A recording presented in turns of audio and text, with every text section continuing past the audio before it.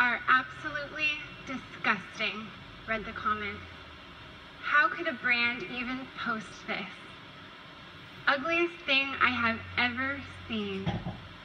Within minutes, the unbridled disapproval of the internet extended on for pages upon pages of digital space. The subject? An Instagram video I was featured in for the cosmetics brand I worked for. As I hadn't quite arrived at that coveted place in life where one no longer cares about the opinions of strangers, I did what I had always done and proceeded directly into emotional wasteland. I am not, have never been, will never be good enough, I told myself. The deluge of deeply judgmental comments created a tailspin that sent me straight into the ever-awaiting arms of my destructive self-consciousness and trashed self-esteem, more fitting for an awkward teen than a mid-20s professional. And in my turmoil, I arrived at the conclusion that I was ready to do something that I previously thought I would never even consider. As a small-town girl finding my way in the bustling metropolis of Orange County, California, land of real housewives, it didn't take me long, especially after entering the beauty industry, to understand what the expectations of beauty as usual were in my new, unique surroundings. On the second day of my new job, the young woman I shared a cubicle with was out for a week getting her nose done, and that was just the beginning. Working in the industry and living in Orange County, it seemed to me that just about everyone had some cosmetic work done. My environment was a fashion show, and boobs, chins, lips, and noses were frequently professionally chiseled, altered, or otherwise enhanced. It all felt very foreign and even a little bit scandalous, being the small-town transplant that I was. But along with their outer beauty, these women all embodied the inner confidence I lacked. The social media incident and the fact that I had just gotten engaged had all primed me to break under the pressure.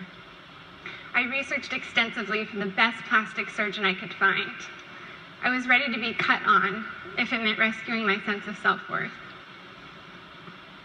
I still remember my acute embarrassment when the doctor flashed my before shot up onto the screen.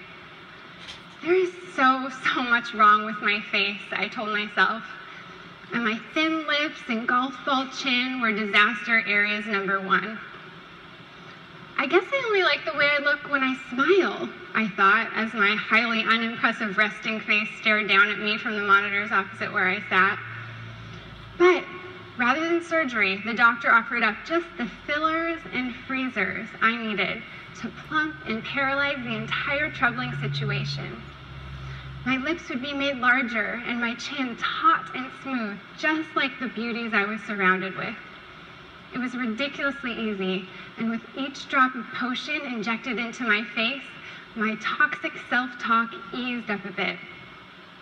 I am a real adult doing real adult things, I rationalized.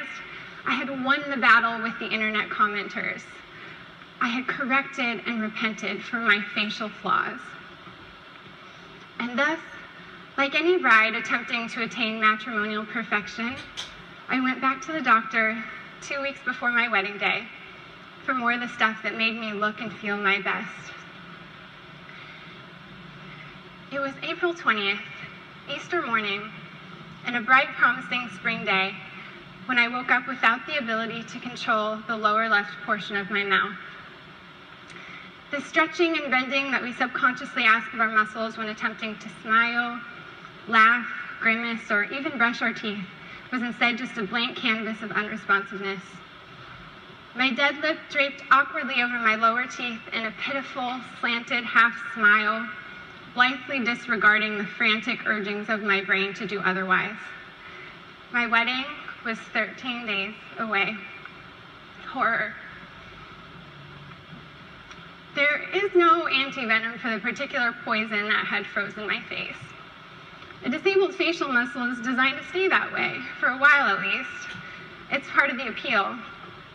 So I spent the next 2 weeks desperately praying, doing facial exercises, spending a fortune on acupuncture, and pleading with God and anyone else who would listen to heal my smile. But it just didn't happen. And the facade of self-confidence that I had constructed for myself through artificial means came crashing down around me. And once again, I felt worthless.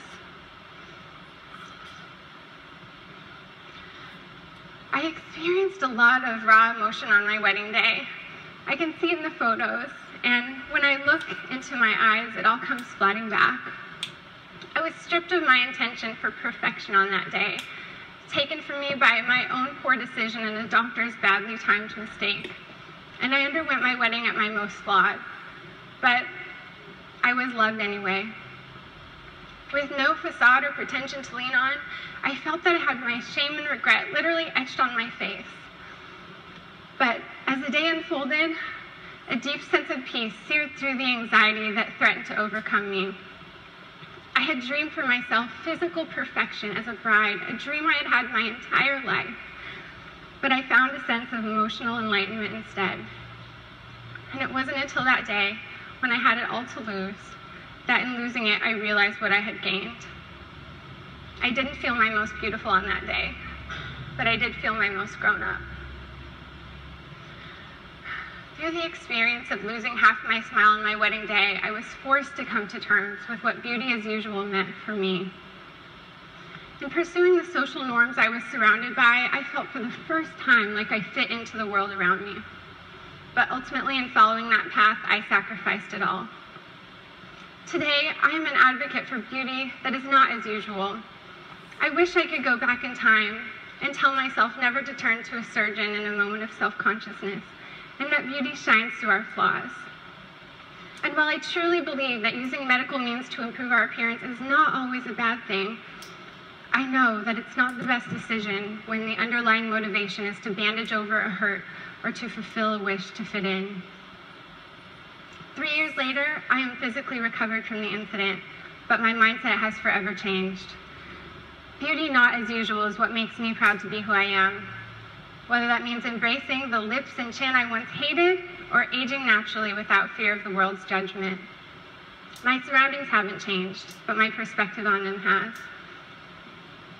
And so, despite my misfortune, I can honestly say that I am truly lucky.